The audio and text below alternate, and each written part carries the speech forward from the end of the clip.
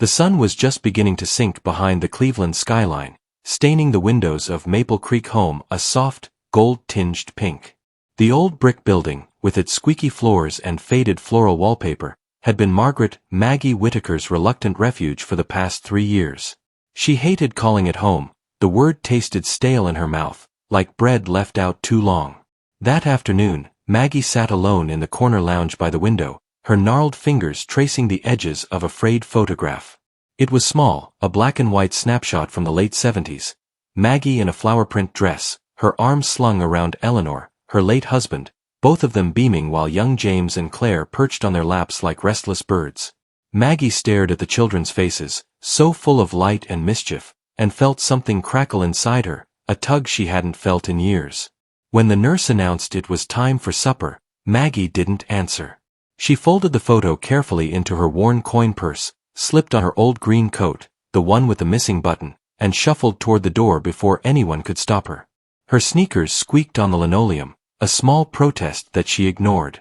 It was silly, maybe foolish, but Maggie wanted to see her old house one last time. She wanted to feel the air on her face, the wind off Lake Erie rustling her hair like Eleanor used to do with his clumsy fingers. Maybe, if she squinted, she'd see James and Claire on the front porch, waiting for her with open arms. Outside, the breeze was sharp, carrying the scent of wet asphalt and fried food from a nearby diner. Maggie pulled her collar tight around her throat and made her way to the bus stop, leaning heavily on her cane. A young mother and her son were already there. The boy, maybe 7 or 8, wore a baseball cap that was 2 sizes too big. He looked up at Maggie with shy curiosity. Maggie gave him a small smile, her lips dry and cracked. She wanted to ask him his name, but she swallowed the words. She didn't want to scare him. Besides, the boy wasn't her boy. When the bus rumbled up, wheezing to a halt, Maggie felt her heart flutter like a startled sparrow. The doors creaked open, and she stepped inside, her joints protesting every movement. She dropped her coins into the slot, the clink echoing louder than it should have, and settled into a window seat near the back. The bus smelled faintly of rubber and stale coffee. It was mostly empty, an older man reading a battered paperback, a young couple whispering urgently near the middle, and the driver, a dark-haired man no older than 30. Maggie studied the driver's face in the wide rear-view mirror. He had a strong jawline and an easy smile, but there was something about his eyes, calm, patient, too knowing for someone so young. She didn't recognize him, but a strange sense of familiarity itched at the edges of her mind. "Where we headed today, ma'am?" the driver asked when their eyes met in the mirror. Maggie hesitated. "Home," she said, her voice raspy with disuse. The driver, his name tag read Ethan, nodded like he understood perfectly. "I'll make sure you get there safe." The bus lurched forward with a groan. Maggie pressed her forehead to the cool glass, watching the city drift by in muted streaks of color. Brick row houses, corner stores with hand-painted signs, chain-link fences guarding tiny yards, all flickering past like old film reels. She remembered these streets, but they looked thinner now, stripped of the noise and warmth that once filled them. Cleveland had always been a hard city, but once it had been hers. She could almost hear Eleanor's booming laugh as he pushed James on the rusty swing in their backyard, Claire trailing behind with her beloved doll. She closed her eyes. A Christmas morning resurfaced, clear as sunlight through a frosted window. The smell of pine needles and burnt coffee. James tearing open his presents too fast, Claire carefully untying every ribbon so she could reuse it on her dolls.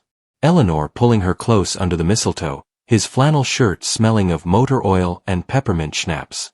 Maggie felt a rush of warmth in her chest, a memory so vivid she thought she might drown in it. But the warmth curdled when she remembered where she was now. Alone. Forgotten. Her children hadn't visited Maple Creek in over 5 years. The cards stopped coming not long after she'd moved in. James had called once, slurring his words, his voice brittle with anger she couldn't understand. Claire sent money for her care, but never her presence. Too busy in Chicago with her shiny office and polished smile. Maggie tried to convince herself they were just busy, but the truth pressed down on her like a stone. They had left her here, like an old coat too ragged to repair. A tear slid down her cheek. She wiped it away with a knuckle, glancing up to find Ethan watching her through the mirror again. "Rough day?" he asked gently. Maggie managed a crooked smile. "Just remembering better ones." He nodded but didn't press her. The bus took a turn, gliding down streets Maggie didn't quite recognize, at first. She blinked as they passed a small diner she'd never stepped inside. The neon sign flickered, "Mel's Eats and Treats," casting a ghostly glow on the sidewalk. A man inside sat alone in a booth, sipping coffee under the buzzing light. Maggie squinted. For a moment, she could have sworn it was Eleanor, younger, handsome, drumming his fingers on the cracked vinyl table. She shook her head. Ridiculous. Eleanor had been gone for almost 20 years now, a heart attack in his sleep.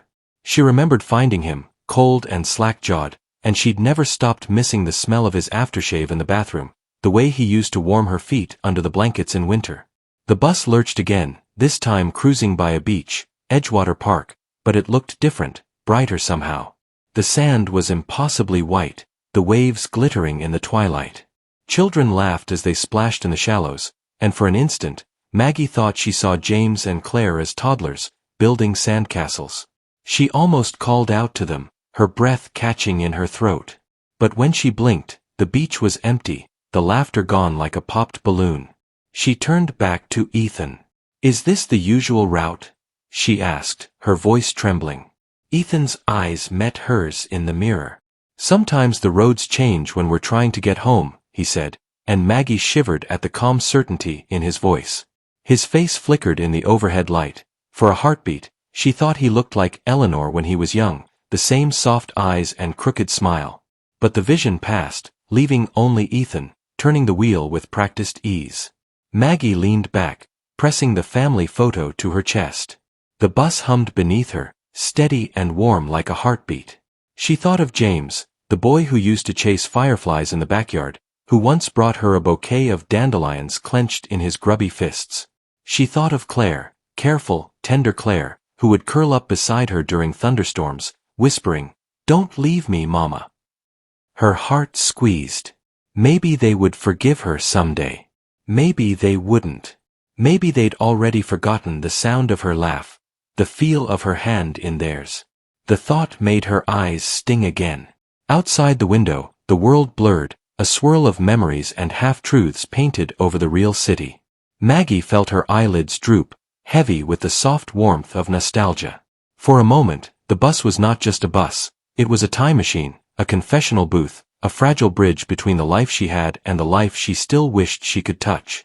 Ethan's voice drifted back to her. "Long road, huh, Mrs. Whitaker?" Maggie forced a small, weary smile. "At least I have my memories," she whispered, though she wasn't sure if she believed it anymore. She traced her finger over Eleanor's smiling face in the photo, then over James and Claire's bright eyes. She wanted to hold them all, just once more. She wanted to say she was sorry for the things she could never say out loud. The bus rolled on into the deepening dusk. Outside, the city lights winked like distant stars, familiar yet unreachable. Maggie's head lolled against the window, her breath fogging the glass. In her mind, the streets ahead stretched on forever, a winding road back to somewhere she'd lost long ago. And somewhere, deep in her heart, a quiet voice asked, was she really going home? Or just further into the shadows of what once was? The bus rocked gently as dusk gave way to a heavy, bruised darkness outside. Maggie's eyelids fluttered like the wings of a tired moth. The hum of the wheels on the cracked Cleveland streets lulled her into a half-sleep, the kind where reality seeps into dreams so easily that they braid together, impossible to untangle. She was back in her old living room, not the cramped lounge at Maple Creek home with its sagging sofas, but her real living room. 1978.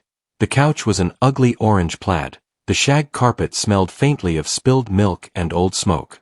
She stood at the doorway, gripping the worn handle of a cheap suitcase.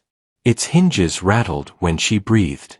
Young Claire and James were supposed to be asleep upstairs, but she could hear them, James' small voice asking, "Where's Mama going?" and Claire's tremulous, "Shoo, she'll be back." But even back then, Maggie knew she wouldn't. At least, that's what this memory whispered. In the middle of the living room, Eleanor glared at her. He looked so solid, hair slicked back, shirt sleeves rolled up to reveal forearms corded with tension.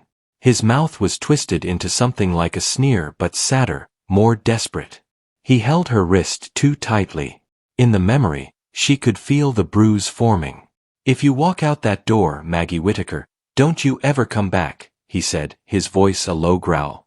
He was so close she could smell the whiskey on his breath. Cheap, bitter, the way he liked it. "I have to go, Elle," she whispered, her eyes darting to the staircase where two small shadows lingered. "I can't breathe here. You don't love me anymore." Eleanor barked out a humorless laugh. "Love? This is what you call love? Abandoning your babies in the middle of the night?" Her grip on the suitcase faltered. She turned toward the staircase, wanting to run up, to hold them both, but her legs wouldn't move. The shadows at the top blurred, faded, then reappeared. Sometimes they looked like James and Claire, other times they looked like empty space. She could feel the bus seat beneath her even as she dreamed. The floor of that old house shifted under her feet, the pattern on the carpet dissolving into the shifting shadows of the bus aisle. A cold shiver snaked up her spine. Maggie's eyes snapped open, and the dream receded like a low tide. She was still on the bus, Ethan still behind the wheel, humming a soft tune that sounded older than either of them. She felt the crumpled photo pressed against her chest, her thumb rubbing over Eleanor's smile, searching for an answer that was never there. She reached into her purse for her tissues and instead her fingers brushed something brittle, a yellowed piece of paper tucked between loose coins. She squinted, adjusting her thick glasses to read the faded print.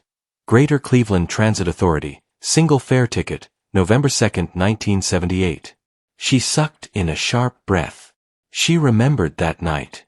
Or did she? Her mind felt like wet cardboard, soft in places, impossible to hold. She turned to Ethan. Did you give me this?" she asked, her voice trembling. The bus jostled over a pothole, but he didn't flinch. "No, ma'am," Ethan said, his eyes catching hers in the mirror again. "It was yours all along." She held the ticket to the window, the streetlights flickering through it like a slideshow of ghosts. She could almost see her reflection, the deep lines around her eyes, the hollows in her cheeks. How many times had she told herself that Eleanor was the one who pushed her away? That James and Claire had left her? That she was blameless? The memory wouldn't sit still. It wiggled in her mind like an eel, slippery and cold. Far from the bus, hundreds of miles away in a sleek, glass-walled office in Chicago, Claire Whitaker sat behind her polished mahogany desk, drowning in the silence that settled after hours. She had stayed late again, not because she had more briefs to file, but because going home meant confronting the pile of unopened birthday cards she'd bought for her mother over the years but never mailed. They sat in a box in the hallway closet, brittle and accusing. She spun her gold pen in slow circles on the desk, the city lights beyond the window blinking like restless eyes. Her cell phone buzzed on the blotter. No caller ID. Her throat tightened. She hesitated, then pressed accept. A voice, low and unrecognizable, spoke on the line, "Visit your mother before it's too late." Claire froze. "Who is this?" she whispered, but the line went dead. She sat there for a long time, staring at her reflection in the darkened window. The suit, the neat bun at the nape of her neck, the eyes that looked so much like her mother's when she was younger. Her chest ached. She hadn't been back to Cleveland in 10 years. She told herself she'd forgiven Maggie, but the truth was messier than any contract she'd ever drafted. She called her brother on impulse. James answered on the third ring, his voice raspy, the background noise loud. A bar, maybe. Or another dingy motel room. "Claire," he slurred, and she pictured him, eyes bloodshot, hand twitching for another drink. "Jesus, what now?" "She's not well," Claire said, trying to keep her voice steady. "We should see her." A bitter laugh crackled through the line. "See her? For what? So she can pretend she didn't abandon us? She made her choice. Let her rot." "James." "No. Claire. You wanna be the good daughter, go ahead. Send another check. Take her flowers. I don't give a damn." He hung up before she could say more. Claire pressed the phone to her forehead. A memory flickered, her mother braiding her hair before kindergarten, whispering stories about fairies who lived in the garden. But the warmth of that memory clashed with the nights she'd waited on the porch for Maggie to come home, long after Eleanor's shouting had stopped echoing through the house. Back on the bus, Maggie tucked the old ticket back into her purse like it was a fragile piece of evidence. The city outside was an unrecognizable tangle now, streets she should know like the veins on her hands twisted into unfamiliar routes. The bus cruised past an old movie theater, its marquee missing letters. The G undersurf as a it read, the flickering bulbs throwing odd shadows across the cracked sidewalk. Ethan's voice floated back to her, soft and unhurried. You sure you're going the right way, ma'am? Maggie clutched the coin purse to her chest. Is there another way? She asked. Her voice sounded thin, the way it used to after crying herself hoarse behind the locked bathroom door, trying to drown out Eleanor's threats with the roar of the faucet. There's always another way, Ethan said, but when she looked at him again, his reflection had blurred. For a moment, it wasn't Ethan at all. It was Eleanor, younger, leaning across the dining table with that same patient smile he used to wear when they were first in love. Before the fights. Before the slammed doors and the final night when she'd run into the darkness with nothing but her purse and the coat with the missing button. She shut her eyes tight. In the darkness behind her lids, the memories warped, a hallway that never ended, children's voices echoing. Mama? Mama, are you there? She saw herself standing on a bus just like this, but her hands were clean, her eyes bright, her suitcase empty. Maggie opened her eyes again, but the bus window showed only her reflection, her lined face, her brittle hair, the eyes that looked too much like her mother's. The bus rattled on, carrying her deeper into a city that felt less like Cleveland and more like a maze built from broken promises. She reached for the faded photo again, smoothing her thumb over James and Claire, as if she could summon them back. As if they'd step onto the bus, sit beside her, hold her hand the way they did when they were small. But the seats around her stayed empty. Outside, the bus passed a street sign that seemed to flicker, Memory Lane. Maggie shivered. The ticket from 1978 crinkled in her purse, a fragile relic of a truth she wasn't ready to face. And somewhere in the shadows of her mind, a door she'd nailed shut decades ago began to creak open, its hinges rusted but persistent. It whispered of choices made in the quiet hours before dawn, of promises broken and buried deep under the soft lie that she had been the one abandoned. Maggie took a shaky breath, her fingers tapping out an old lullaby on the coin purse, the same lullaby she used to hum to James and Claire when the storms outside rattled the windows. She wasn't sure if she wanted the door to open all the way. Some ghosts were best left alone. But the bus didn't care. It kept rolling on, deeper into streets that didn't exist on any map, taking her closer to whatever waited at the end of the line. The bus glided on into the thin hours of the night, the cityscape outside slipping into something dreamlike and wrong. Cleveland, yet not Cleveland at all. Streetlights glowed like distant stars in a fog, flickering on and off as if the whole neighborhood were breathing in and out. Maggie could feel the vibration of the tires beneath her feet. Steady, constant, like a heartbeat trying to keep her tethered to a reality she no longer trusted. She was so tired. She could see her reflection in the glass. Her eyelids drooping, her mouth a soft line that sagged at the corners. The family photo sat loose in her lap now, her fingertips brushing the faces as if they might speak back to her. From the driver's seat, Ethan's calm, watchful eyes met hers in the mirror. In the sickly yellow glow of the overhead light, his face seemed to ripple. For a heartbeat, she saw Eleanor's grin there instead. She shivered, clutching the photo tight enough to bend it. The bus turned off the main road, rumbling down an unmarked side street. The pavement narrowed until trees pressed in close, their branches skeletal and bare even though it was early summer. They rattled against the windows like bony fingers. Maggie's eyes watered from the cold draft that leaked through the frame. Then, as if waking from a fever dream, the bus slowed and pulled into a deserted terminal at the far edge of town. It looked familiar and yet utterly wrong, a place stitched together from memory and regret. There was no one waiting at the cracked benches under the yellowing lamps. Just empty seats and scattered leaves swirling in the soft wind. Ethan cut the engine, and the sudden silence rang in Maggie's ears. She could hear her own shallow breath. He turned in his seat, and his eyes glowed with a gentle kindness that made her chest ache. "This is your stop, Mrs. Whitaker," he said. Maggie's throat bobbed as she looked out the window. There, half hidden in the gloom across the cracked parking lot, was her old house. The paint was peeling in long strips. The porch sagged as if it might collapse under the weight of a single step. The curtains in the front window fluttered even though the windows were nailed shut. She felt the photo slip from her hands and drift to the floor. Her cane clicked on the bus steps as she stood, knees trembling, one hand braced on the metal pole. "Do I have to get off?" she whispered. Ethan smiled, or maybe it was Eleanor again, soft and forgiving, for just a second. "It's time." Maggie swallowed her fear and stepped off the bus. Gravel crunched under her shoes as she crossed the lot. The house loomed larger with every step. A single porch light flickered on above the door, but the bulb buzzed weakly, throwing shadows that seemed to move on their own. She stood at the foot of the porch, her hand hovering over the rotting banister. Her heart thudded in her chest, an old, rusty pump that might give out at any moment. Inside, the house smelled like mildew and memories. She stepped through the threshold and felt the air grow thick around her, heavy with echoes. The wallpaper was faded and torn, the carpet threadbare, but in her mind's eye it glowed with the warmth of birthdays, Christmas mornings, Sunday dinners with the table crowded and loud. But the warmth faded like breath on glass.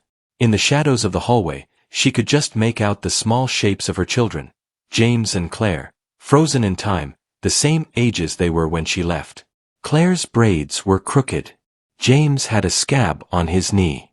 They looked up at her, wide-eyed, hopeful. "Mama," Claire whispered. Maggie's throat tightened. "I'm here, baby. Mama's here." She stepped forward, reaching out her trembling hand. But as her fingertips grazed the edge of Claire's shoulder, the children flickered like a weak candle flame, and vanished.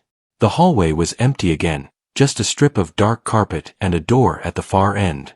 "No," she gasped. Her knees gave out and she sank to the floor, tears sliding down her cheeks unchecked. "I'm so sorry. I didn't mean to leave you. I didn't mean to forget." The door at the end of the hall creaked open. She could hear Eleanor's voice echoing from beyond. "Some things don't stay buried forever, Mags." She knew what waited on the other side. The truth she'd plastered over with soft lies, that she had chosen to leave. That she had let herself believe her children abandoned her because it was easier than remembering the night she'd slipped away with a bus ticket and a battered suitcase, leaving James and Claire behind with a man who had stopped loving any of them.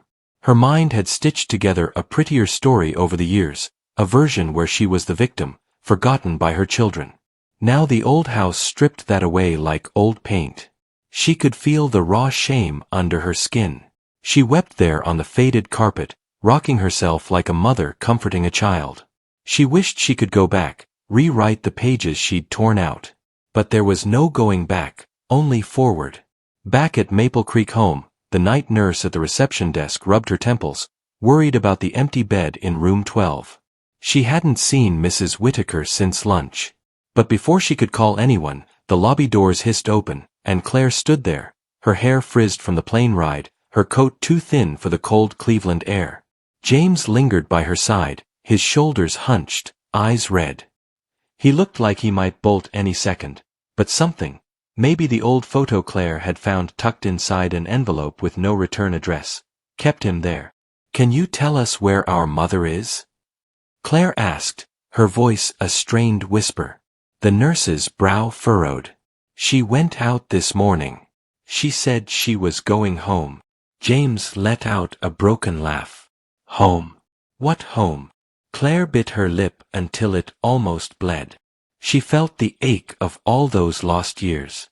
The birthday cards unsent. The phone calls she'd let ring because she didn't know what to say. She glanced at James, her brother who'd buried the hurt under cheap liquor and long absences. "Let's find her," she said.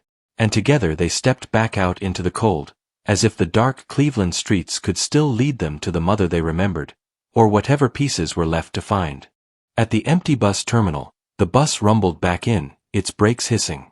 The doors creaked open but no one stepped out. Maggie's cane rested on the front seat, her family photo taped to the window behind the driver's seat. The worn faces of her children smiled out at the deserted lot. Claire and James arrived minutes later, breathless, hoping they'd see her waving from the window. But there was nothing. Just that old photograph, faded, fragile, and yet stubbornly whole. Claire pressed her palm to the glass as tears stung her eyes. James sank to the curb, head in his hands. They didn't find their mother that night, not the real one. Not the one they needed when they were children. But in that empty bus and the gentle rattle of the photo in the wind, they found a shard of her. The woman who had loved them once, the woman who had run, the woman who had wanted so badly to come home, even if she no longer remembered how. Inside her old house, or whatever the old house was now, Maggie felt her bones grow light, the crushing shame slipping off her shoulders like an old coat. The shadows drifted around her, soft and warm like a blanket. Somewhere, Eleanor's voice called her name, not angry this time, but gentle, like when he used to hum to her in bed. She closed her eyes, clutching the broken memories to her chest. The house dissolved into dusk. The bus engine rumbled in the distance, steady, forgiving. "It's time to come home, Mags," Eleanor whispered. And this time, she went with him.